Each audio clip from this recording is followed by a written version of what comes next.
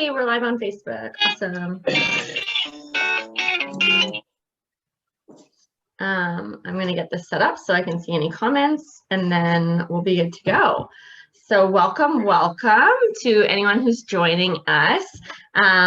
We are here, me and Ockham are going to have a little chat and kind of talk about his journey to himself, his journey home to himself, his journey through spiritualism, and his connection with Reiki, and some of the things that he's had to go through in order to get to where he is today. So for anyone joining us, you can definitely say hi in the comments. I'd love to see your presence. So I really want to just get started by introducing yourself to the group, and tell us a little bit about who you are. Yeah, I mean, I'm everything. I'm a father, I'm a son, I'm a brother. But ultimately I see myself as someone who has suffered through some different things in my youth and is able to overcome those. And now, in my current life, I'm using the things that I've learned in my past to help others, find a more cohesive and coherent state of being in their body and with their emotions, physical and emotional selves. So wonderful. And I know family is a big part of who you are. You live with your wife and your son, and you guys are in, remind me where you are in the States? We're in Southern Oregon. Okay, yeah. And how much do you, like, it seems like nature is a part of who you are too. I've seen some pictures recently about you guys connecting with nature, and I just find that so beautiful. And tell us a little bit about your family. Yeah, my I really love my family. Like you said, definitely a key part of my my being, and really my goal too, as far as where I've come in my life. I started my journey back to health when I was about 20, but I met my wife when I was 25, and we've been together for 14 years now. And we've always considered our church the outdoors. We're definitely avid foragers, mushroom foragers, and gardeners.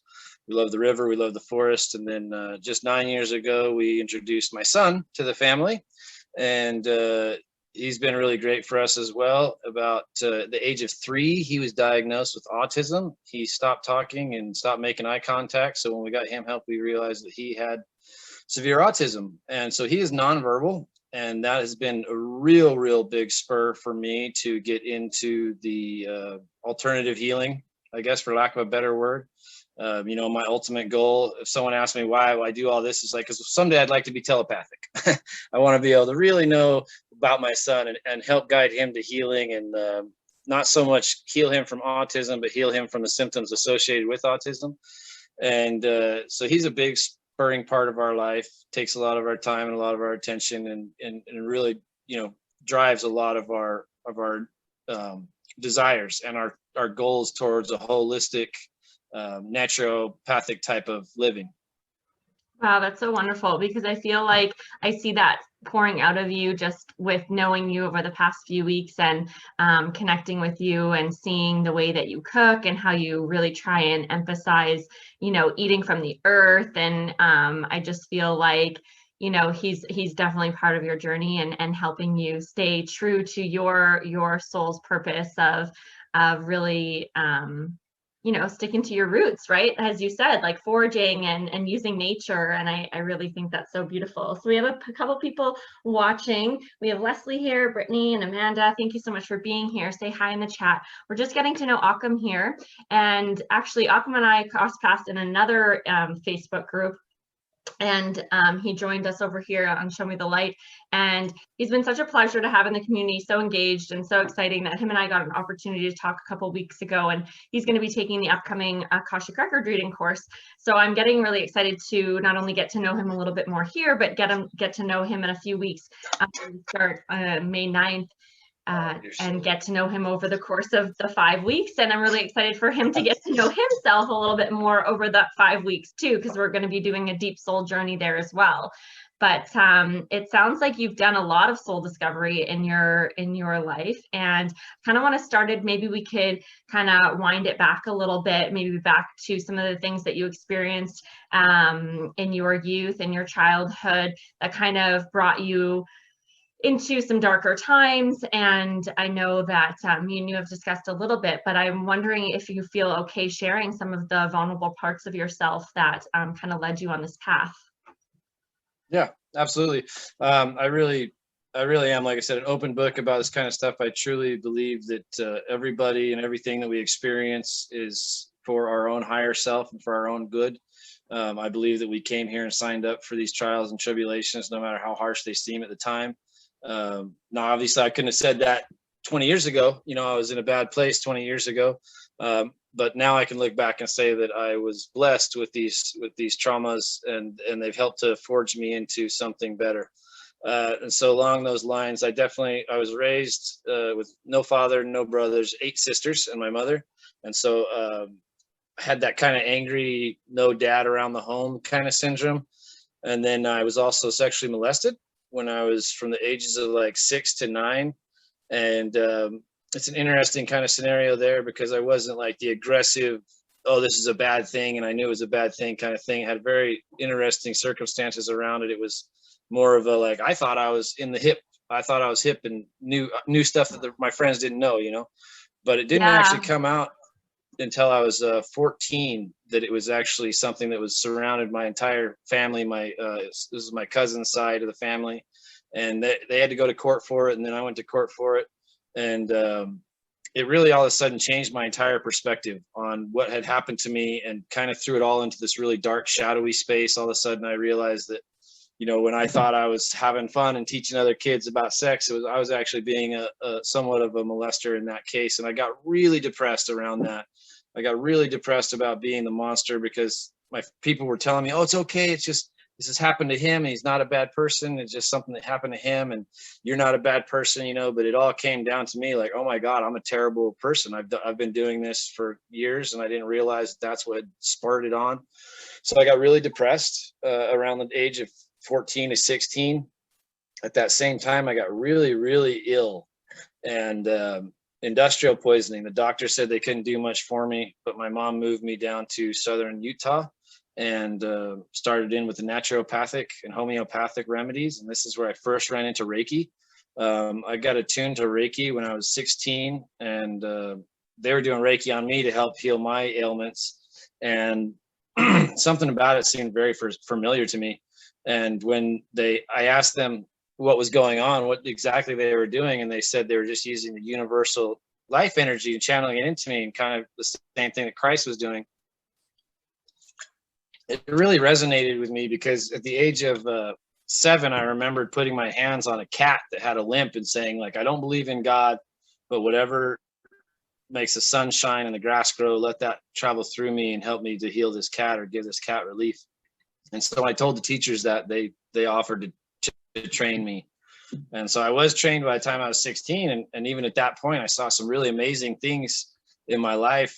In my immediate vicinity, we helped my sister treat her cancer, her tumorous cancers in her ankle. And that was, you know, when we went to surgery, the doctors were like, wow, we were totally mistaken. These weren't cancerous at all. And they fell right out. She's not going to need an amputation.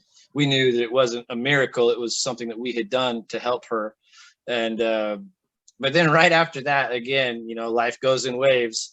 And I started to want to be, you know, more normal, because being a sensitive kid in junior high was not very comfortable. I was not in a place where we talked about crystals and spirits and stuff like that. And what I really wanted was to have like that male figure in my life. And so I started hanging out with a couple of guys who led me down the wrong path, in a way of speaking. And I found myself doing some pretty aggressive things. I was almost in prison. I almost got sent to adult prison when I was 16 years old, because I don't, like I said, I'm not too ashamed about this, but it definitely makes people think about me in a little different way. But I'll share it here because I feel comfortable. No judgment. Yeah, exactly. And that's where I come from. And this is why I'm telling this, is because my Reiki and my energy is like a place of no judgment, absolute unconditional love. And this is what's got me there. So if you were to see me when I was 16 to 20, you might not even invite me to dinner. You know, we would not be having the same conversations we're having now. The part, like, just going back to kind of the origin story about, you know, some of the traumas that you went through with regards to molestation and sexual abuse, you know, at such a vulnerable age, you don't know what's right from wrong. So when you have that as your, pendulum of like, okay, this is fine, this is okay, and you're on that path, you don't know any different. And it's really truly heartbreaking to hear that, there are, adults out there that are, lost and have lost their way and should know better, but they're also a product of potential trauma and everything like that. So when somebody like yourself comes up to the plate here and starts talking about this and talking about the fact that you healed, you are literally opening the door for so many other people to heal and resolve some of their traumas that they have within inside of them. Because life is not all sunshine and rainbows, and not everybody is afforded the opportunity to grow up in,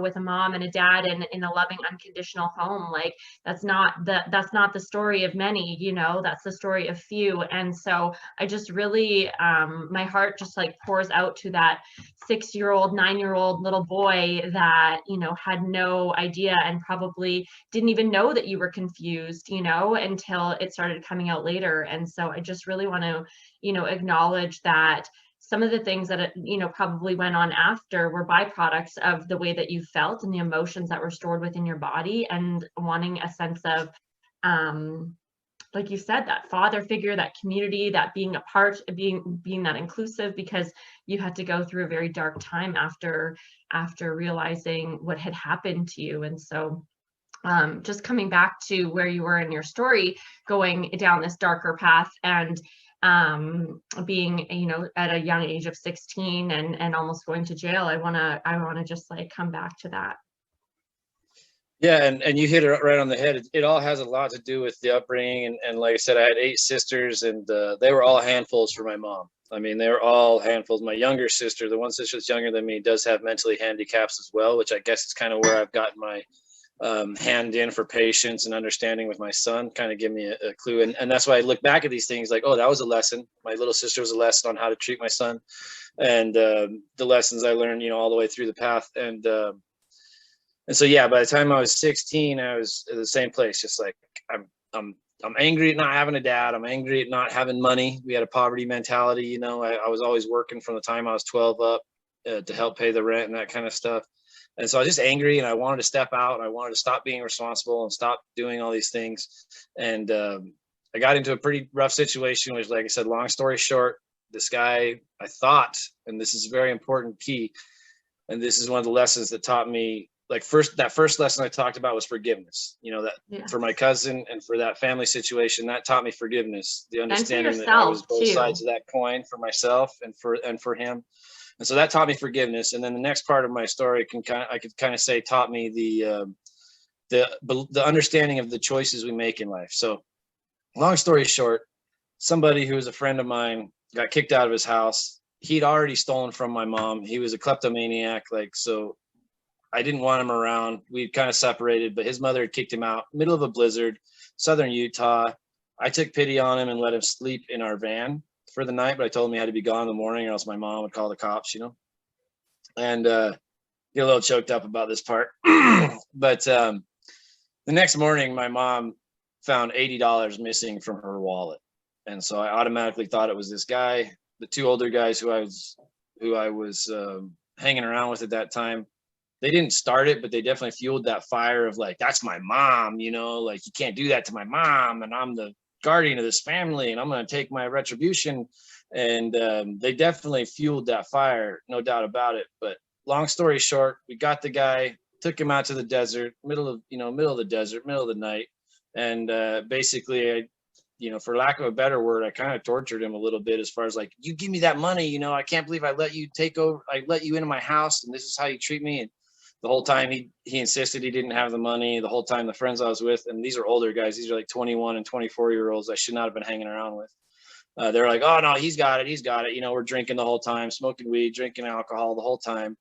And finally, right before dawn, they handed me the gun, and they said, like, okay, if we're going to do this, this is now, we can put him in this hole and we'll get out of here. No one will ever know. And I literally had this like moment of clarity where I was just like, I'm only 16. Like, I can't handle having a life on my soul at this point. And so I gave them back the gun, and they're like, dude, that's your choice. And we put him back in the car and told him he needed to leave town. And if we ever saw him again, he'd come back out. Well, obviously that didn't happen. He went home, told his mom told the cops came and got us.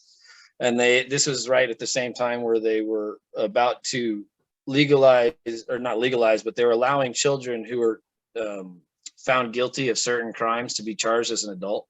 And so I had the opportunity of either denying it and trying to go through the court system and deny it. And if they found me guilty, I'd go to prison, or I could plead guilty and they'd send me to juvie until I was 18, and then 2 years of probation after that. So I took the juvie, and again, you would think that kind of thing would straighten me up, but all it really did was kind of show me how screwed up the system is and see the other kids in there. And like I said, that's something that I really look back on, is like, that was one of those split second decisions that really quantify how every single decision we make forms the branch in our tree of where we're going to go and where we've been. And if I had made just that slightest difference, I was a very impressionable youth. I would have been in jail. I'm sure I would have been in with the white supremacists just to protect myself. And who knows what I would have had to do to survive 5 years in prison. And so that's one of those decisions. And that's kind of given me that wider scope on like every single decision we make, no matter how mundane or how extreme in that case, can lead us down a different path. And we can choose to be a different person at any time in our life. We can literally say, it doesn't matter what happened yesterday or the day before, I can change it right now. I can make a decision to take hold of my life and move forward. And that's something that's definitely come into my new energy work now as well. And I mean, and just from being able to see, again, like you said, getting put into a system, into juvie, these aren't systems, these aren't places that are meant to help. Like, they end up creating, more angst, more anger. This is a place where these like-minded people come together and more corruption can happen. Yeah. And it's really unfortunate that in our society, we haven't thought of a better way, in order to do this. And I'm so glad that, although you went through that, me and you were having this discussion today, but that, you found some light about that choice that you made that day. And so what did the journey after juvie look like for you? Well, actually, we moved after that. I couldn't be seen in that town anymore. I couldn't get a job. Couldn't go anywhere without the cops harassing me. So my mom moved us out of that town, and I ended up in juvie, or not juvie. I was in juvie for 2 years, but then I ended up on probation for 2 years after that. And they called, correctional facilities, but all it really is crime school, and what it did was it showed me that there was a different way to live, and that I could get away with doing a lot less and be less responsible for my actions. And so that led me to smoking and dealing marijuana, which led to smoking and dealing methamphetamines, different jail situations. Again, long story short, ended up hooking up with different people in different jail stints to start trafficking methamphetamines, so I was literally dealing one of the darkest. I met someone in jail, and then when we got out, he liked my look and liked my attitude, and so I started driving him around and dealing his poisons. And along with that life comes everything, you see in a movie, as far as I've had guns drawn on me. I've had knives in my back. I've Safety had been beaten down to within an inch of my life, and done that to others as well. That's why I say, like, I have to forgive myself and forgive others at every turn of this story.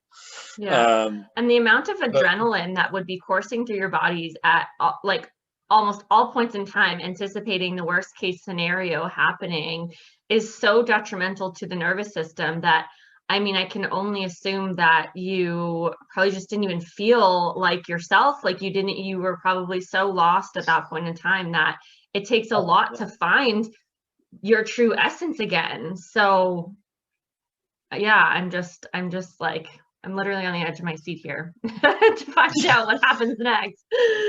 Yeah. And that was a time also, at that time I had a son. So I actually have a 21-year-old son right now as well. He lived with his mother, and I basically skipped out on him. I was like, we'd broken up, and then on the weekends I'd see him, but then eventually I started living with friends and doing drugs. I'm not going to go see my son while I'm high this weekend. I'll see him Monday. And Saturday, Sunday, come into Monday, Tuesday. And I was working at this time, so it was like a functioning addiction, but it was still an addiction. And I really let the important things slide, which again is another lesson that I learned as far as why I'm so much more in tune with my son now, is because I understand the shortcomings of those decisions that I made in the past. So he was about 2 years old. I was 21 and everything had fallen apart. I was living in a hotel for a while. Then I was homeless, living on top of it wasn't a Dairy Queen. It was like a, like a Denny's, for lack of a better word. It was like one of these all night cafes. And I was literally sleeping on the roof, keeping warm next to the exhaust vent and surviving off trash food. And that was definitely a low for me, real low.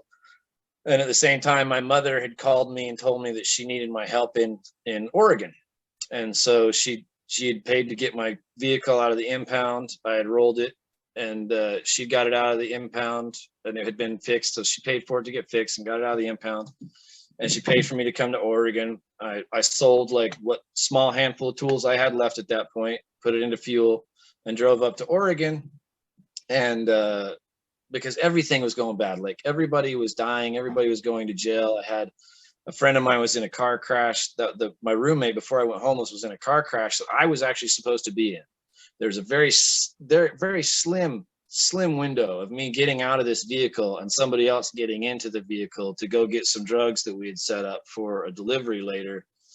And in the split decision of me staying back to hang out with a friend that I hadn't seen in a while, and my roommate went instead, and his little brother went, and within 20 minutes, that car had been T-boned, and two people were dead. One person was crippled and still in a wheelchair to this day.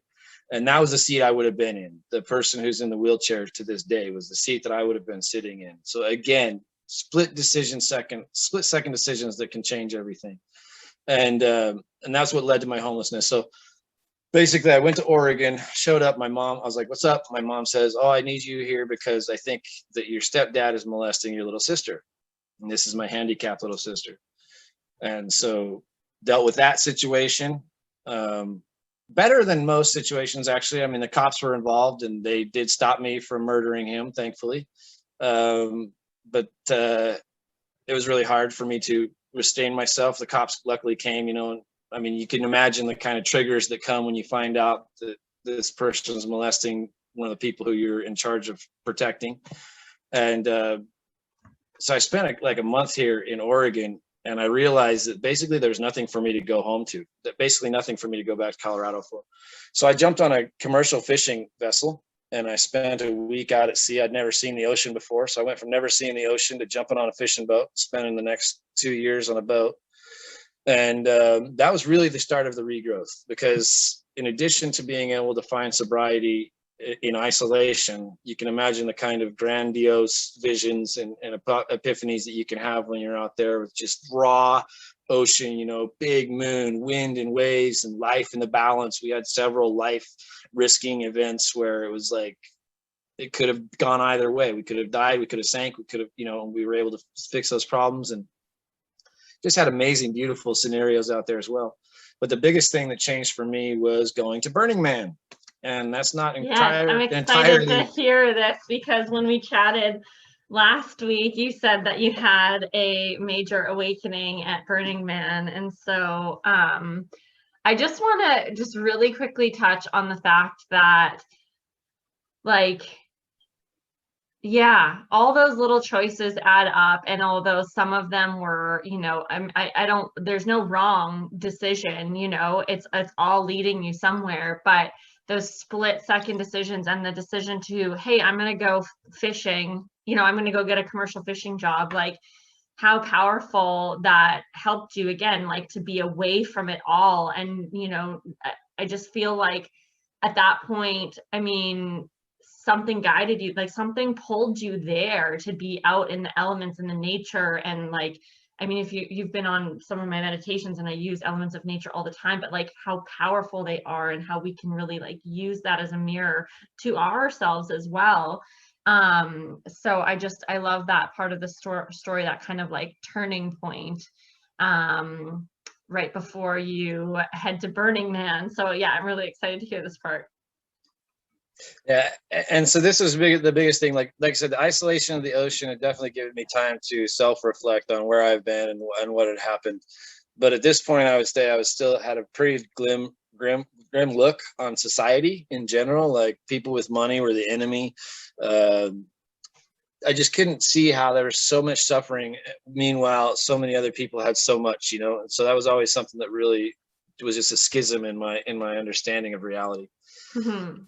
But going to Burning Man, in addition to the event itself, my regrowth, I would say, started even right before that.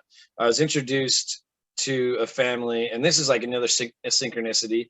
My sister, my next oldest sister, Star, my mom had not seen her for 10 years. We thought she lived in Vegas. She thought we lived in Arizona.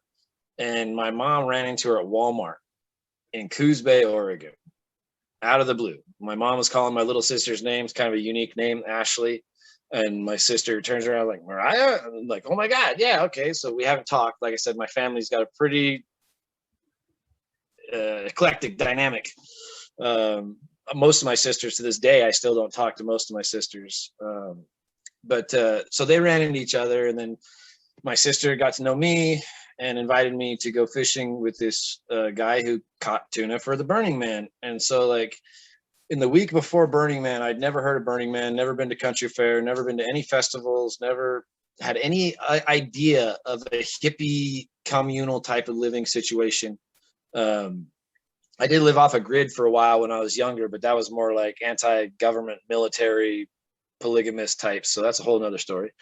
But I met this family with men who were like real beautiful men, you know, like fathers and brothers and people who had like this level of unconditional love for their family that I had never seen before. My my mother had tried to find some stepdads, but it was always an example of what not to be, you know. And these guys were like dedicated family members. And as I learned their stories, some of them would come from kind of the same past as I did. And so that was my real first wake up of like, there's another way to be. I don't always have to be this same way. Fast forward to Burning Man. I got to catch 2,000 pounds of tuna fish. Well, it was 4,000 pounds of fish, but it filleted down to 2,000 pounds of tuna. And the tuna guys are the camp I go with. So shout out to the tuna guys. Anybody who knows them knows that they go to the desert and we give away fish for free. And so it's literally the opposite of everything I'd known about society and economy and commercialism. And everybody at Burning Man's giving everything away for free. You know, it's like you need chapstick, you need a pair of clothes, you need help with your tent. Here's some tuna, here's some drugs, here's, you know, whatever you want. Like it's just this really amazing, you can't buy anything. And it just blew my mind. Like it blew my mind in such a way that it was literally reality shaking to me to see people just living a life to where they could help each other. And these are people from all over the world. You know, I sat down at dinner one night next to some people after a dust storm, and the dust storms imply we'll leave everything white. Everything is white at Black Rock after its dust storm. And so I sat down next to have dinner next to these two guys, and they're talking to me about what's going on and what I do. And I'm telling them about commercial fishing. And I'm like, what do you do? And the one's like, oh, I'm a rocket scientist. And the other's like, oh, I'm a heart surgeon. You know, and I was just like, it blew my mind. These guys are just as dirty as I am. They're wearing gourds. The only thing they were wearing was gourds on their penises, you know? So it's like, everything about the whole situation just tripped my mind. And that's actually where I got the name Ockham. It's a playa name. You know, my real name is Timothy, but my playa name is Ockham. And so that first year I got the name Ockham, and it really gave me the opportunity to like, I just felt different. I felt like I could be this Ockham person. I could be this person who gives unconditionally and who trusts unconditionally and who loves unconditionally and doesn't have to be tethered down by all this stuff in my past. And at first it was just like, okay, that didn't happen. The past didn't happen at all. I'm going to ignore it all. I'm going to do this new thing. Yeah. And I pushed it all down. And then the next year I went to Burning Man. I actually came across this rebirthing ceremony, totally random. Two old people just like, hey, I was giving away fish or oysters, I can't remember. And they're like, hey, you want a rebirthing ceremony? And I was like, I'm sure I was wasted at this time because I was still doing psychedelics and drinking real hard at that point. But they offered me this rebirthing ceremony, and I remember it was just really wild. You know, they took off their clothes, they danced around me, and they chanted, and they beat the drums, and they shook these rattles, and they burned the smoke. And it was like really impacted me in a way that I was not fully aware of at the time. But after that, I can look back at that as really the defining moment of when I started to look back at my past and decide that, you know what, I'm going to be a product of my past, not a victim to it. So up until then, I had been living my life as I'd lived my life, as I'd lived my life, as I'd lived my life. Because of all these things, I was abused, so I have to be angry. My dad left, so I hate men. I'm poor, so I hate the rich. Everything had been leading me to this one place, and then I realized that, like, I have something more to give in life other than just this destructive sense of like, I thought I was going to die by the time I was 21. Like I said, literally, I had no intention of ever getting old. And this changed everything for me. Those 4 years at Burning Man changed everything for me, as far as I wanted to be a better person, not only for myself, but for this family that had invited me in. They let me live with them. And I got, like I said, I got to see with these brothers, how these brothers interacted with each other. And they were like a dynamic duo. You know, the Cunninghams are my family now. And I don't think they'd mind me saying their name, but these two brothers, it was like, they each had issues, but they just loved each other in a way that was like unconditional love, no matter what was happening in the family. The father loved them and they loved the father and they loved each other. And it just showed me this really interesting dynamic, how men could act with each other. And that really changed everything. And so that was the start of it. I started to just want to be better, you know, started with not smoking cigarettes anymore. And then it went to not drinking anymore eventually. But the not smoking cigarettes kind of coincided with meeting my wife. She, of all the 12 people that said they were going to quit smoking on New Year's Eve that year, I was the only one who was still not smoking by February, my birthday. And so while everybody else was out on the porch smoking cigarettes, she came and sat next to me and was like, "Oh, hey, how you doing?" You know? And we ended up kissing and schmoozing a bit. And she told me that, like, you know, if you ever start smoking cigarettes again, I'll never kiss you again. And so that was really good motivation. Really good motivation. And lucky to say, 14 years later, she hasn't had to stop kissing me. But that, again, being able to quit cigarettes was one of those things where I kind of had to put it, you know, I had tried for years to stop smoking cigarettes, but it was literally like, I had to make it about like manhood and about honor and More about than the like, this is cigarettes. something that I was poisoning myself with. You know, here I am, a conspiracy theorist who believes the government's out to kill us, and yet I'm paying them to poison me, Sucking on their poison.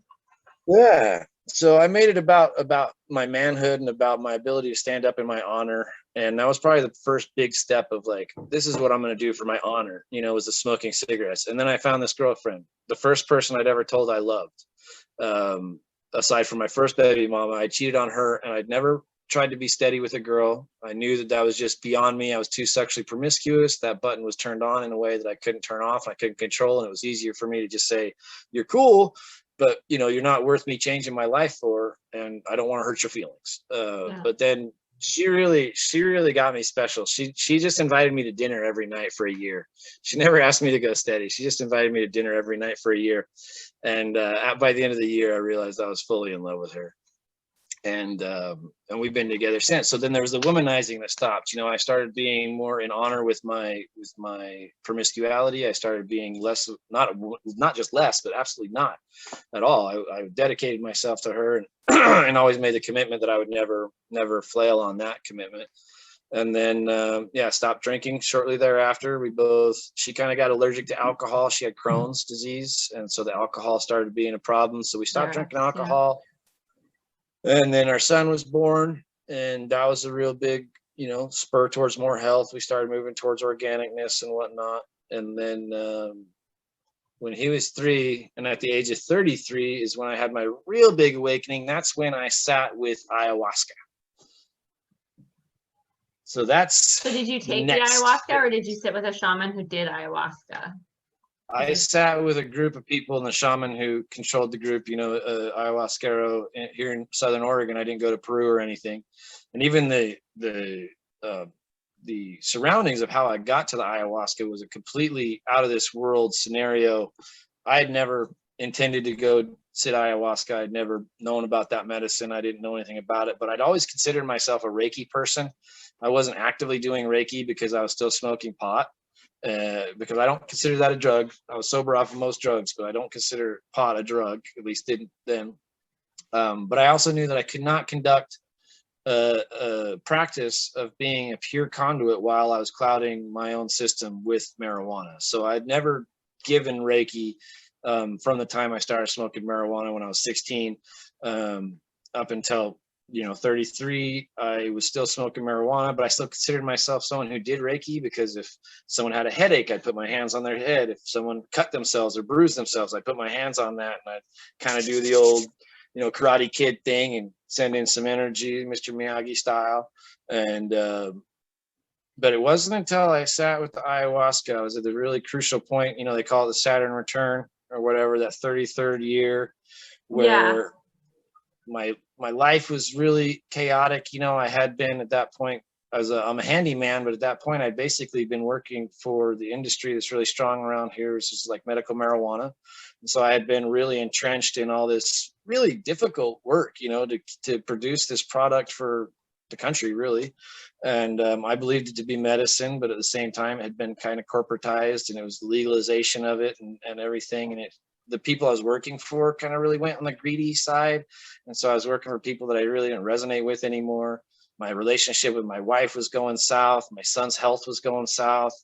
And I was really just looking for something else. I wanted to become a healer. I knew I wanted to get back to my path, wanting to get back to my healer practice, healing arts. And a friend of mine called me one night, was like, "Hey, I need your help with something." And at this point I was, I always carried a pistol, that kind of thing. So I thought she needed like some real help, like protection, some, muscle help, protection. This is someone that I'd worked for before. And so I thought she needed protection, but she showed up and she's like, "Oh, you're not going to need your gun, but if you have any crystals, that might help." and so I was like, okay, odd. We'd never talked about this kind of thing. I knew that she was a member of the Native American church, but I didn't know anything else about that. And basically, like I said, long story short, she needed me to hold space for her so that she could do a ceremony alleviating herself of some psychic warfare, for lack of a better word. Someone had kind of put some hex on her, and I asked her, I was like, "How did you come to the realization that I needed to be with you?" And she said, "Actually, I sat with ayahuasca, and the medicine told me that you were the person who could protect me from the eyes of this other person while I did this thing." And so, yeah, again, okay, mind blown. Wow, how did you know? And she said, "No, they literally told me to find you and that you'd be able to protect me while I did this, just by being there and holding the space." And so did you also have some crystals in your pocket along with your pistol, or you forgot to bring those that day?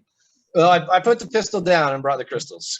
Crystals for pistols. It was a good time. Grab some sage and some crystals, and so we did that. And like I said, I don't want to go into that too much. That's her space, for privacy. Sure.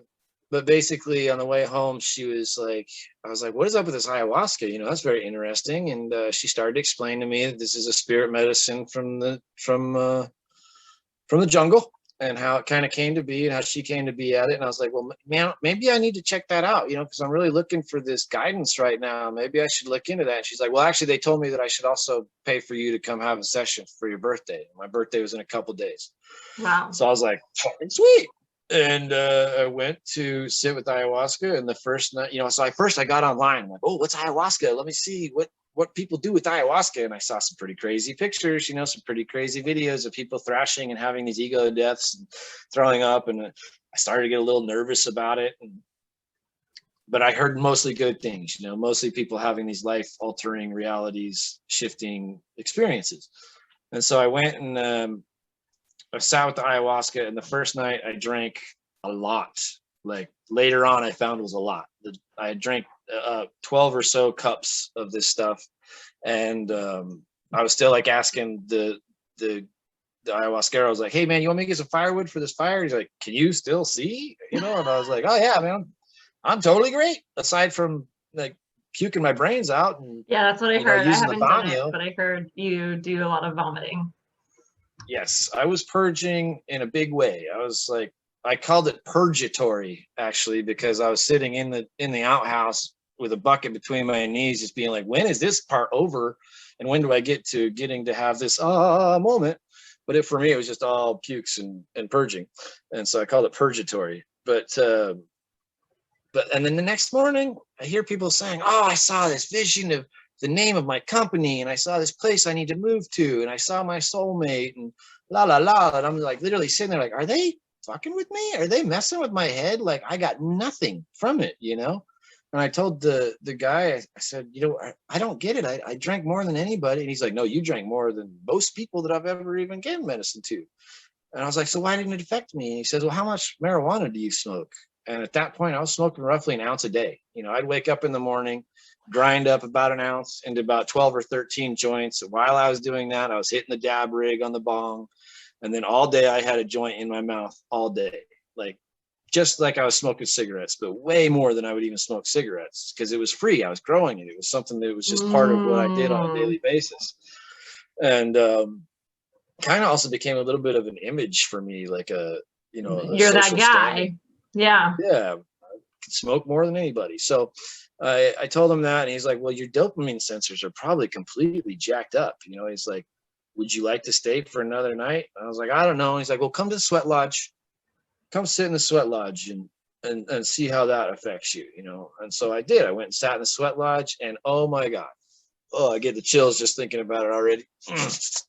So in the sweat lodge, and I'm sure most of your viewers probably understand that a sweat lodge is a Native American tradition. That's ancient tradition for them. It's there's the stones in the middle. There's a fire built that heats up these stones. The stones are taken into a dome building that's lined with skins, and basically you go in, and this is a house for the ancestors, the grandfather spirits is how it was explained to me. So you create this, you know, in a scientific term, I can look at it as like, oh, you bring heat to these stones, which raises their vibration, which makes them a nice place for the higher vibrational beings to hang out, you know. But that's not how it was explained to me. That's just kind of how I see it. Yeah, how you interpret it. There's a whole interaction, like it's a whole metaphor with the sun and the moon and the earth, and there's like so many different facets of it that I wouldn't do it justice to go into. Yeah. But let's just say it's a very intense spiritual ceremony. Ritual ceremony, and, yeah. Very ritualistic. Everything is exactly A, B, and C. You don't step out of line. You don't, you know, there's actually lines you literally don't step over. You have to follow directions. And so in the sweat lodge, I'm coughing, and I start to cough really hard, and they ask me if I want to get out. And all I could do is get up towards the top, and they tell you to go down and breathe off the ground if you're too hot, if you need air. Colder air, yeah.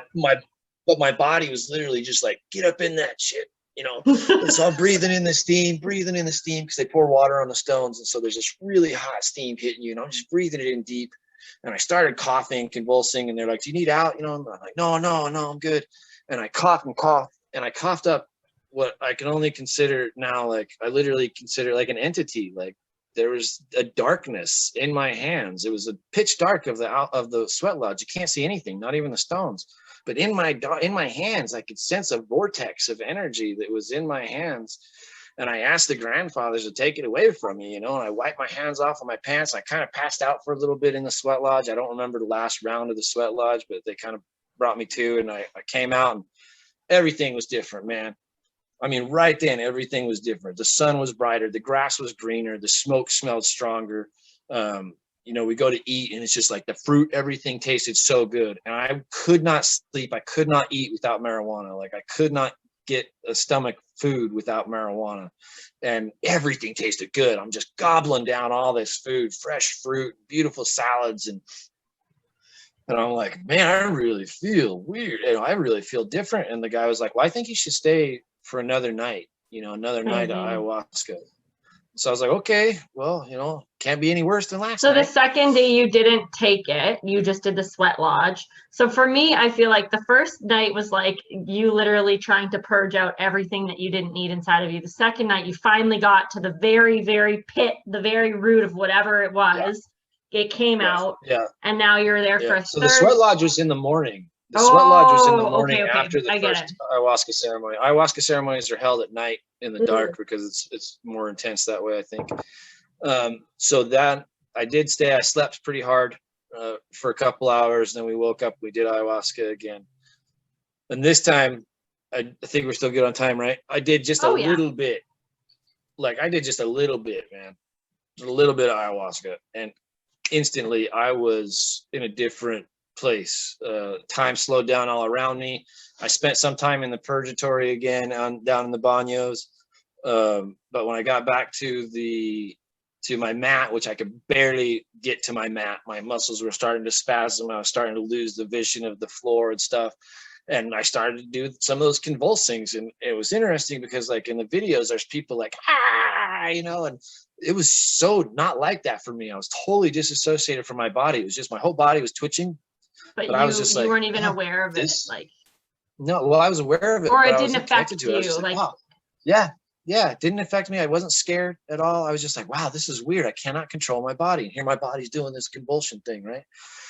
And the guy who's conducting the ceremony came over and he's like, hey, man, throwing yourself around isn't going to help. And I was like, yeah, I can't really help that right now. And he's like, well, focus on your prayer. And he started singing over me with the rattle, and they do a couple different ceremonies during the ceremony. And it really calmed me down. I got into the lotus position where I was able to sit and pray. And I was like, oh, what is my prayer? I came into this without a prayer, right?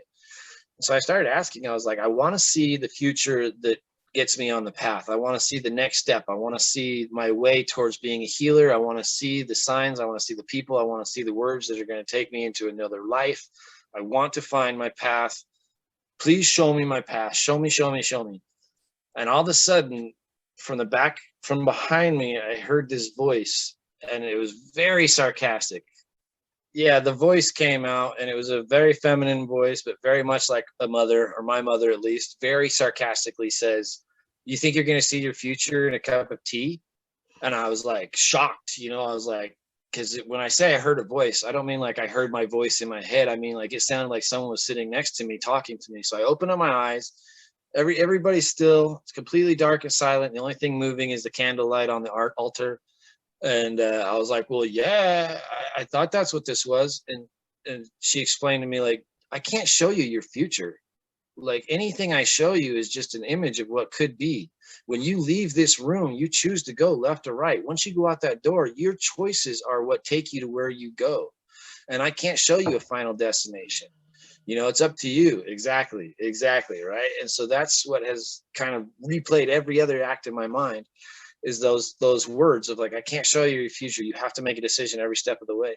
And so I said, well, can't you at least show me the path that I'm supposed to walk, or that would be most helpful? And she said, if you quit clouding your vision, you will be able to walk the path. And so I asked her, I was like, do you mean I have to stop smoking marijuana? And she's like, look, I've purged your lungs. I've purged your bowels. I've purged your stomach. And now I'm purging your muscles. Because like I said, at this time, I'm still bouncing up and down, like literally bouncing off of my butt muscles, bouncing up in the air. And she says, and now I'm purging your body. And if you choose to clear your mind, then you will be able to walk the path. You already know the path. Quit clouding your vision. You'll be able to walk it. And I said, well, if that's all, then I will make a pact right now with the universe that I'll quit smoking marijuana right now and I'll never smoke again. And she dropped me like that, flat on the ground. And I'm just like, oh, I should have said for a month. But, so then I was like, I kind of took me a while to regain myself. And eventually I stood up and I drank one more time.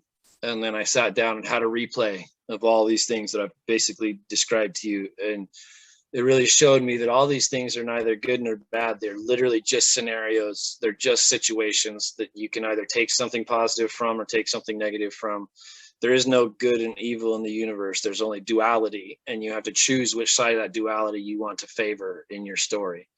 And so I drank again. I reflected on all this stuff. I called my wife the next morning and I was like, hey, babe, how you doing? She's like, how are you doing? And I was like, listen to this. And I breathed in the phone. I was like, she's like, what's that? I was like, that's me breathing. She's like, I don't hear the rattle, because I literally had this rattling in my throat from all the smoking that I was doing. And so I go home to her and she literally looks at me. She's just like, I have never seen your eyes look like this. Like, she'd never known me sober. She'd never known me 100% sober. And I came home sober that day. And from that day on, it was like every step, every choice I need to make, I'm going to make towards this future of a healer. So fast forward a little bit more, we moved out of the house where I was living, moved away from the job I had, and I started doing just handyman stuff, above board, working for individuals, but not like contracting to an individual. And that really, it was really strange because we ended up homeless. I was supposed to move into this house. It fell through. We ended up homeless for 4 months. Jen and Gavin went to live with grandma. I stayed in this little shed and had like 4 months basically to have a resurgence of myself. I got reattuned to Reiki. I was having insane dreams, past life dreams, and communication with different like dream shamans and stuff.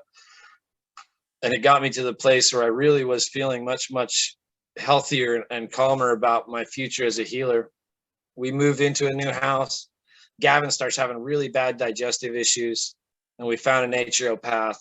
And we walked in and she's like, "Oh, so when did you get your diagnosis?" And we're like, "What?" She's like, "When did Gavin get his diagnosis?"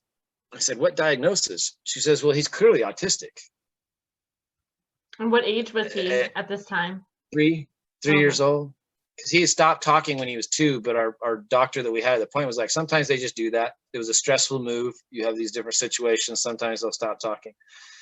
But basically she was like, "Yeah, he's got autism." And Jen and I just looked at each other and start crying. And we're like, well, that makes a lot more sense than just him not talking. But we hadn't kind of connected the dots as far as like no eye contact, no coming to his name. We weren't sure if he was even deaf, maybe. And that really, I mean, talk about earth shattering as far as any kind of expectations you might have. You have to completely readdress. There's no longer a timeline. There's no longer a suggested experience that you're going to have. There's no longer, this is going to happen now. This is going to happen now. This is going to happen now. It all becomes fluid. You have to become an individual source, an individual space to hold for him. And that really spurred me into getting my Hands of Light training, which is the Barbara Ann Brennan training for higher sensory perception, because I wanted to be able to speak to him and understand him more. And that in itself, like the whole autism journey has been really intriguing for us and really inspirational for us, because Gavin wasn't vaccinated or anything, but he had the same kind of reaction that some people have when they do get vaccinated related injuries as far as the regression, but it was all surrounding food. He went from being nursing on organic breast to eating solid foods, regular eggs, regular milk, regular bread. And even though we were organic, all these things caused environmental stresses to his system that eventually caused him to break down in a way that it was severe autism. So we're talking a child who went from saying his ABCs and singing his ABCs all day, 1, 2, 3. He knew the pictures of the animals and the sounds they made, to not talking, not saying up, not saying dad, not saying please. And so it was really reality shifts left and right, I mean, talk about just one smack in the face after another as far as where you're directing your attention. And then so it feel that kind of like, close. Did you have any, like when that happened, does it affect the way that you see yourself as a father? Like, what did I do? What could I have done? Like, is there, a lot of regrets that come, thinking like you could have done something different. You should have done something different. Why didn't we do this? Or, Yeah. I'm pretty sure that if I had not have had the ayahuasca experience beforehand, I'm pretty sure that I would have delved into that depression, that depressed state of like, what did we do wrong? How could this be? Which we did some of. I mean, we definitely went down that rabbit hole of how could this happen? Is it because we're too old? Is it because we smoked pot? Is it because we were addicted to substances in our youth? You go down this trail, especially with autism. It is, you would think, when I was not, you would think autism is just autism. It happens a certain way. There's a certain thing that happens. It's not that at all. There are so many aspects to autism and Asperger's and the spectrum that it's on. There's so many causes. There's so many comorbidities. There's so many ways that it manifests itself in the body, that it is literally like you have to go every day by day and figure out every single thing. So there's no roadmap anymore. We're completely off the map. We're completely off the globe at this point.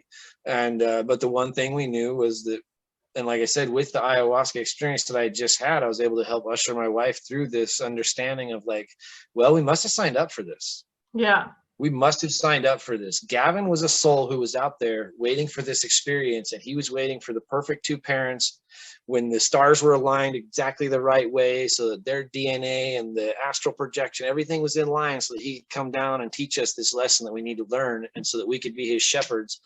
And that's the path that we've taken, is how can we be his shepherd? We're not like trying to cure his autism, because a lot of people get really offended when you talk about curing autism. They feel like it's like some sort of Hitler-esque agenda to rid the world of this particular individual who is a very special individual. I'm not, they are. I mean, like, I believe it's a different way of thinking, and I like to say different, not less. There's absolutely nothing less about these people. It doesn't matter if they can't talk or if they can do every mathematical equation under the sun or if they can read every book in a minute. There's something individual about each one of them. And but overall, they are special creatures and special souls who have come into this body at this time to experience reality in a way that is going to help evolve all of us one way or another. And that's the aspect that we've taken with Gavin. Yeah, and having an autistic nephew as well, like, it's crazy to think, like, you can't downplay their experience. Like, they are having their own human experience and living in a way that you can't go into their mind and figure out, like, what they're seeing, hearing, sensing, perceiving on a daily basis. And whatever it is, it could be the most magical thing in the whole world. And, who would we be to say, like, no, there's something wrong, you have to fix it, or, that kind of stuff. And I get what you're saying on that, but there is ways to manage some of the symptoms that come along with it, because you said it's such a broad thing. You can have all different types of things with regard to the food sensitivities and all of that, and how it manifests, either coming through the skin or, coming to heighten some of the reactions or the ways, that they are in their physical body. But I just love your outlook on the fact that he's here to teach you something and you're here to guide him, and you were the perfect parents for him in this lifetime. I think that's so wonderful. And we've taken that really to heart, so as far as trying to treat him, it's literally just trying to lessen the severity of his symptoms, and we've been able to do that with food and nutrition. In our opinion, it was food and nutrition that got him into a state where his probably preordained, tendency towards autism, something in the genetics, was preordained to be sensitive to certain things. And that's why I'm not an anti-vaxxer, but I am pro-choice and pro-safety when it comes to those things. I don't think there's a single thing out there, from aspirin to a vaccine, that is for every single person, or even food for that matter. I mean, you can't even say that lemons are for every single person. There's someone out there that's got an allergy. Lemons will kill them, But food got him into this situation, or triggered his situation. And so we've chosen to treat it the same way, as far as through food and nutrition. And we're part of a group right now, a really great gut health group that's taken it to the next level. But we've already been gluten-free, dairy-free, sugar-free, dye-free, for years. And we've seen a little improvement in every one of those aspects. And I've done Reiki with him, but I don't have the same kind of connection I have with him that I do with clients. But I do have given him energy work, and I've gotten the message back that, like, it's about healing his gut brain connection. And the more we do that, the better we get. We just started this really intensive GAPS type protocol, and we're already seeing improvements just with that. We've already eliminated so many things, but just by eliminating a couple more and adding a couple more, now he's already on the path of potty training. He's 9 years old and he's not potty trained. Trying to get him to sit on the toilet was literally murder to him before, and now he's doing it with little reluctance. He's already started to produce on the toilet. So it's like, it's a worlds away from where it was 3 weeks ago. I can't say enough about Lindsay Moffat and her ability. She healed her son, not healed, but she has treated her son's autism with food and anti-toxicity, and it has brought him to the same thing: a non-talker, non-eye contact, non-vocal, non-potty trained, to an amazing young man who is now experiencing life in a way that is more copacetic to his healing and to his having a good life with a healthy, less pain and less anxiety around communicating, and that's what we want for Gavin. I love that. And so that's helped bring us to a nutritional point of health. And then I kind of got lost on track of thought once I got into the autism thing, but that's okay. I really want to touch on, because it sounds like you integrate it into your life, your Reiki, and you had gotten attuned at 16, and now you're on a new, you've reconnected with your Reiki, and you're going to be taking your master's in Reiki right away, which is super exciting. And so I kind of want to talk a little bit about how you've brought this forward to others in order to help them through their healing journey, because it's my true belief that we can only aid or help facilitate, but really the work comes from each individual. And I believe that we're both on the same page with that, as we had kind of discussed that before. But I just love hearing about your process, about how you found your own unique and individual way to connect with Reiki, connect with your clients. So I'd love to touch on that, so that if it's something that somebody in the group is interested in, they would be able to reach out to you. Great. Yeah. And yeah, as you said, facilitator all the way. I lean away from the word healer because I am not doing healing. The same way that I've had to heal myself through my experiences, I think every individual has the responsibility and the sovereignty over their own health. So yeah, the last step of getting to this point in my journey is that I want to be honest and say, like, after that ayahuasca ceremony, I actually went a year and a half not smoking marijuana and learning more about the Hands of Light course, and honing in on actual Reiki, like just the technical technique of Reiki. But then again, life got in the way. Gavin's health went downhill again, and I was focusing so much on the astral, so much on the outer worlds, that the third dimension was really suffering. And so I actually had to stop giving sessions to others, and I had to quit the course of the Hands and Light and really focus back on Gavin and Jen.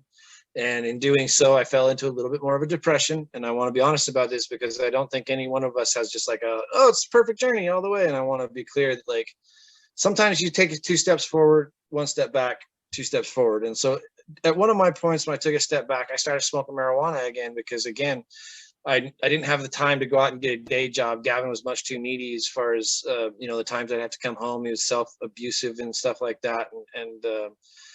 So I started working for the same people that I used to work for, and the same energy. I got into that same energy again. So I started smoking marijuana again as a crutch. And so I spent a couple of years doing that. But over the last year, right before the pandemic, I knew that I wanted to focus on abundance. And so we moved out of the house where I was paying $1,500 a month rent for this 4-bedroom place, and down into a cabin that we were paying $650 a month rent, So my way of forming abundance was actually not by like grandiose stepping out. It was actually totally simplifying and getting back to the point where I could focus all my time on my family and on our garden. And so we brought abundance about through planting a large garden and preserving it and getting our pantry full, and helping Gavin. Pandemic hit, everybody's panicking about where to live and about how to work and everything. And we were able to really hone in on ourselves and focus on ourselves and get to the point where everything just started to excel.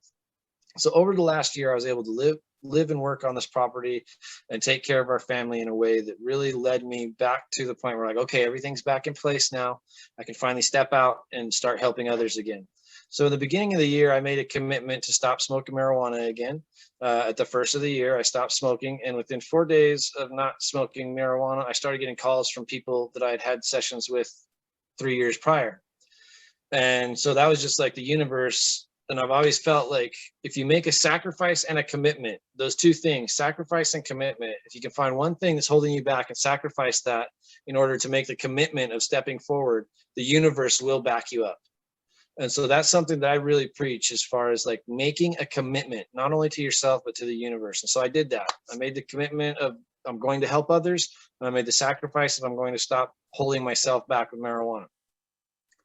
And immediately started getting calls. So I spent all of January getting tuned up. I did tarot readings and hypnotherapy and Reiki sessions and meditating, and really getting back to the place where I felt like my body and my mind was clean and pure. And then on my birthday, February 13th, I did my first session, and it was really powerful. It was something outside of what I had done before. And maybe it was partially because I'd been away from it long enough to like forget the A, B's, and C's of the session. But I started to follow my intuition, and it turned into something that's kind of outside of Reiki. It turned into more of like almost like a therapy session in a way. I don't like using that word either, because a lot of people are like, oh, you got to get a degree to be a therapist or a counselor. But basically the idea and the method is by charging the body with energy and reconnecting it to source energy. Like my main belief in all of this, let's start with that. My main belief in all of this is that every single event and belief that has ever happened to it, or every event that has ever happened to us, creates a belief that floats around our body and it stays there. It has an energetic charge. Now, as those belief systems and disassociated thought forms that come from our own childhood trauma, like being abused or having your father hit your mother, those kind of belief systems around what you think you are, what you think men are, what you think women are, what you think society has to offer, those all affect our body in a way that when the pure energy is coming in to create our physical self, it gets tainted through these little stained glass windows and these little prisms, if you will. I was And so we literally going start to to say get this. like prisms of like, you know, holding it and then it diffuses the light. Yeah. Yeah, it totally diffuses it. And so in my experience, and I'm not the first person to say this, I literally get everything I've got from most everybody else on the internet. You can find, you know, Greg Braden and Bruce Lipton and all these type of people, Joe Dispenza, all these types. But the energy that it's in our body is manifest from a higher self. And as it comes into our body, it goes through these tinted and tainted sources and creates our belief systems and how we act on a daily basis. And I believe it also affects our physical self as far as causing dis-ease and disharmony and depression in our physical body. So that being said, I believe that by introducing energy into the body, because most of us are cut off in a way that we don't even realize. We're still going through the sources. We feel, or the steps, we feel dragged down. We wake up tired. We feel like we need 10 coffees. We feel like we need cigarettes. We feel like we need to do 100 different things to help build up our energy. But the core cause of what I've seen is that we are cut off from the universal flow of energy. The chakra systems and the auric systems of our body are no longer functioning in the way that they're processing energy purely. They are being tainted by these other belief systems.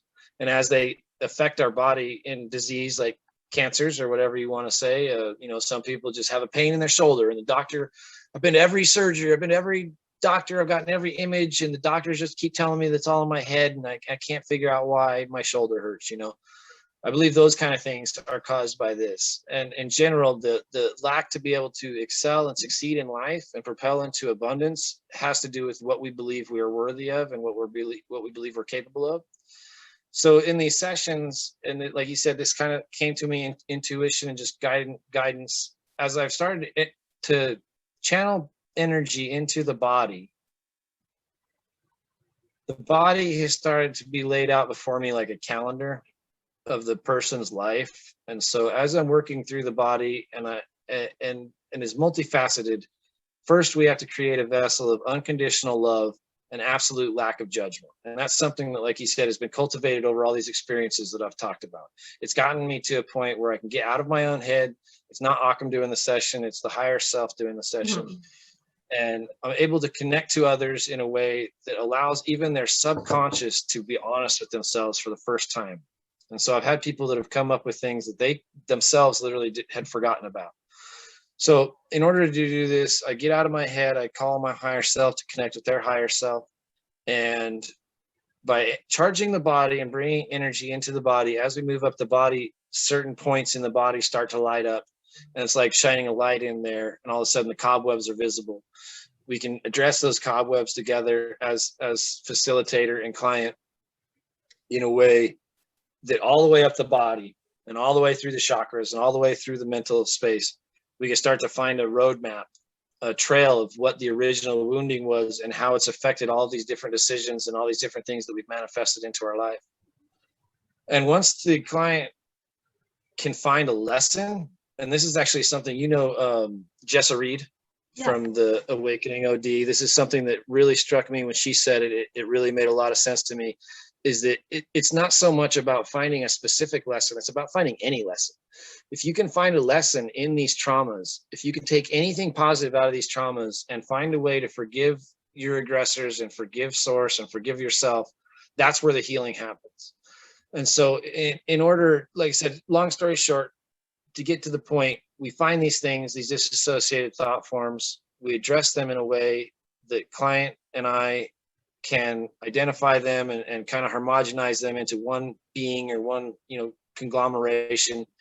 And then we can address that situation, that disassociated thought form or belief system, and literally defuse the energy off of it through talking it out, through finding the lesson in it, through finding the forgiveness through it. We can defuse the energy. It's like pulling the fuse out of the dynamite. I can never go back and say, oh, now this didn't happen to you, right? You're going to have a perfect life because this didn't happen. But what it does is it takes the energetic charge around. So the next time that dynamite comes around and you are having a relationship or an argument with, say, like your father or your boss or something, instead of having this go-to knee-jerk reaction that you've had your entire life because of something that happened to you when you were 4 years old, and you've made every single decision around that based on that belief system as a 4-year-old, you keep on manifesting the same reality. But by diffusing the energy from it, my clients are able to look at the situation from almost like a third person point of view and be like, oh, I can see how I would have normally reacted. And now I can see that I've got all these other options of how to react.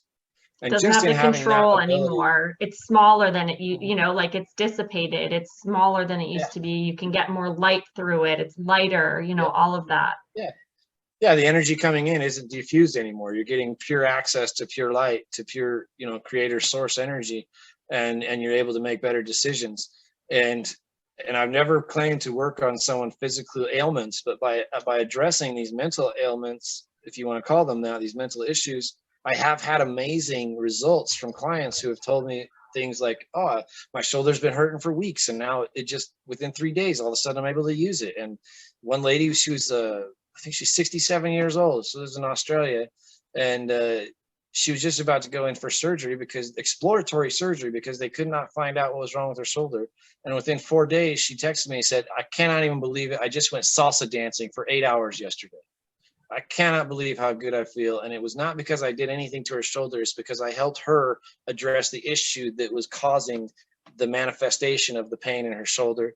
I've had this across the board. People who are like, oh, I've been able to reestablish a connection with my son or my father or my ex-partner, or I even apologize to my neighbor. Different things in different, every session is different. Every outcome is different, but I'm just blown away, and my heart is completely humbled by hearing the reactions that people are having. One woman was even able to stop using her wheelchair after she'd had a surgery. She'd been stuck in this wheelchair, and just by addressing the flow of energy through her legs and through her energy system, she was able to start to remanifest health and cohesion in her energy system, and was able to get herself back on her feet again. And so that, like, it has shown me so much in the last 3 months, as far as just following intuition and being in connection with the higher self and the guides and the guardians, and help people find their own truths. And that is what has really brought me passion and joy. And I am doing long distance sessions now. I utilize the use of like quantum reality. Yeah, exactly. Really. You know, it's quantum reality. We're all entangled. We're all made of the same stardust. On some base level, we're all connected. And by utilizing a portal and using the Reiki symbols that I was given during second degree Reiki training, you basically open a portal to the fifth dimension so that you can work outside of the restraints of space and time. And that way I'm able to instantaneously react, and the client can feel and react in the same way. And it's just amazing. And I've been working with people in Australia and Alaska and Hawaii and you know, all around America. And at first I was really nervous about doing my first long distance session because I'd never done it before. And the person who I did my first session on my birthday had recommended me to this other person. And I called him back and I was like, do you really think I can do this long distance? And he's like, you need to. He's like, this is something that you need to do this. There's not enough people around here for you to help. And there are people all over the world that you could be doing, that you could be facilitating this healing for and helping guide them to their own true selves. And you need to be doing it. And COVID is no better time to be doing something long distance. And literally that first session, the woman had such an amazing experience that she really did a lot to boost my confidence in myself. I had to actually like keep my ego in check a little bit, because she was like, I've been doing this for 40 years and that was the most powerful, you know, I've been in India and Africa and South America, and this is the closest thing to shamanism that I've ever experienced. And you know, she really pumped me up in a way that like I had to spend a couple days like really harnessing myself down to keep my head from getting big, and like meditating on it and really being like, is this something that I can do? And every session has just gotten more and more clear. And that is actually why I'm really, really excited to be involved in your next class. I'm involved in getting into your next group, where I'm going to be learning how to access the Akashic records. And so far I I've think been it's kind of in only gonna connection. just like build on what you already have and just Yeah. open up Right now I more have for a connection you. to the client's higher self, and so I am getting information from the client's higher self. And I think that by accessing the Akashic records with your method, I'm really excited about what you offer as far as self-care and the method to the madness kind of thing. I believe that I will be able to reach even higher goals of information, higher realms of information, as is my goal, to help bring more health to other people. Because really the only thing that is in my MO right now is to bring as much health and well-being to the planet as I can. And I'd very much like to be able to support my family while doing that, my family and my And community. like this is what it's all about, when I talk about, this group and show me the light and what lights you up, and like you are literally beaming from your heart, because you probably just feel so full of purpose when you do this for others. And that energy exchange of like you being able to help them and them validating your gifts is like one aspect to it. But I mean, to be able to think about this as stepping into it and doing this in order to provide for your family, like what a beautiful way that you can provide, like getting away from some of those toxic environments that we talked about earlier with the commercial weed industry and all of those things, and being able to really just empower yourself to say, you know what, I have gifts, and like who am I not to express these, like and the fact that people are coming and validating you and saying, no, you have to do this. And I just think it's just so beautiful that the more we lean into this, the more we step into it, the more we can develop and grow and connect, and just and like you said, that quantum entanglement, it's like we're all connected, and we will kind of find the people that we are meant to serve, and the people who want to be served will find you. And I just think it's so beautiful. And I've just loved this conversation so much because, this is the vulnerability that I think the world needs. We need to share. We need to heal from the individual perspective in order to work on healing the collective, because this world has such a bright future, and this idea of this new world that some people talk about, it's not just going to manifest on its own. Like, we're the ones doing the work. And so when you think about what you want to envision for the future, and you think about what you want your world to look like for yourself, for your kids, really put merit into the fact that working on ourselves, it may feel like it's coming from a selfish point of view, but it's really not. It's allowing ourselves to have the capacity and the energy to show up more for others. And I feel like that's exactly kind of where you're at now. You're kind of at that turning point where by investing in yourself, by discovering your gifts and leaning into them, you're not only able to help your family, your wife, your community, but you're able to help like on a global scale. You're reaching people out in halfway across the world. I think that's just so beautiful. So I'm so happy that we've connected, and I'm really looking forward to getting to know you more in the coming weeks. And so is there anything you want to say to kind of wrap this up? I'll put all of your information in the 4 live videos that we ended up having to do. But Ockham can be reached by email. So maybe throw your email address in there, and then any parting words of wisdom that you have for everyone. Yeah, you can find me on Facebook. My personal page is under Timothy or Ockham Timothy Wood. I also have a private group called Occam's Razor. That's the name of my business because I have turned this into a business. I got a business license. So my business name is Razor's Edge Energetics. You can find me on Facebook. There's a private group, and I'm going to make probably a public group as well. You can email me. I didn't get a web page together yet. I wanted to by today, but that's not an easy project for me, especially. So, but you can email me. I do have an email, and I'll put that in the link. It's Razor's Edge Energy at Gmail, and that's my new email, so it doesn't get clogged with a bunch of stuff. I'll be able to focus on any incoming inquiries if you want to make appointments and schedule appointments. The appointments are generally 3 hours. I'm doing them on a sliding pay scale, so we can always talk about that. I think that's it as far as how to get a hold of me. But as far as the message and what I want to say to the world, I think the thing that comes up most is really like what you said. Honesty is really the most important thing right here, right now. I think that we have been a society of people who have really been taught how to lie to each other and how to lie to ourselves. And I think that the level of honesty that we can bring together in these groups is what's really going to save this world. I really believe that we can all come together and like you said, by being vulnerable and being open about ourselves, we can inspire others to be open. So I know I'm not the only person with stories like this. I mean, it's a shame, but there's so many people, especially my generation, who have that molestation story or that rape story, and the violence and the drug abuse. And so if you can be open and be honest and reach out to somebody who needs somebody to talk to, that's one of the best things you can do is be there for somebody who might be at their last moment, who might be like, I'm ready to give it all up because nobody's here for me. I'm ready to commit suicide because there's nothing here for me. If we can be honest with ourselves in a way that we can be honest with others, I think that would help a lot of people get through those tribulations, and just be forgiving of yourself too. Like truth and forgiveness, be honest and be forgiving, and know that, like I like to say, like, I'm not a victim of my past anymore. I'm a product of it. Everything that you've done and everything's happening has got you to the point where you are powerful. All of these things are an exercise for the muscle of the soul. So flex that muscle, be there for others who need you.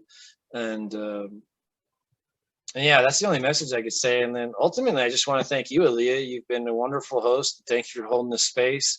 Your group is wonderful. I think I found you through the Awakening OD page, but I've just been swallowing up everything that you put out, everything from your Akashic readings to your tarot readings. It's literally like, I feel like I should pay you on a daily basis because everything you say is so directed exactly at me.